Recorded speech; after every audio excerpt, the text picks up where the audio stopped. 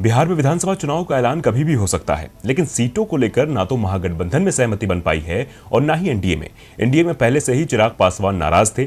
अब मांझी की एनडीए में एंट्री ने उनके तेवर और तल्ख कर दिए हैं। चिराग नीतीश को घेर रहे हैं तो मांझी चिराग को।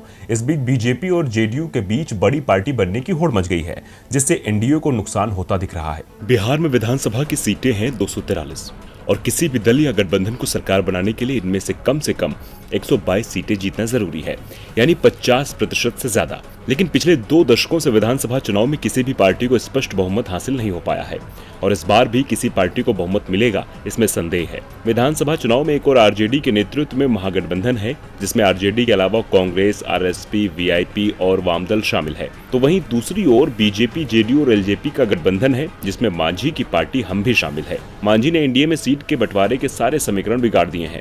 मांझी के आने से बीजेपी और जेडीयू के बीच दलित वोटों के बंटवारे को लेकर खींचतान भी शुरू हो गई है।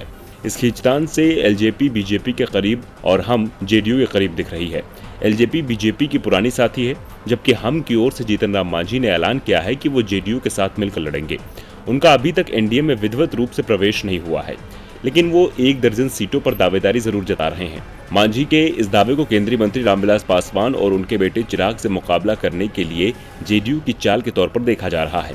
दरअसल हाल के दिनों में चिराग ने कई बार मुख्यमंत्री नीतीश कुमार को अपने बयानों से घेरा है और इसके जवाब में अब नीतीश कुमार ने मांझी को आगे कर दिया है।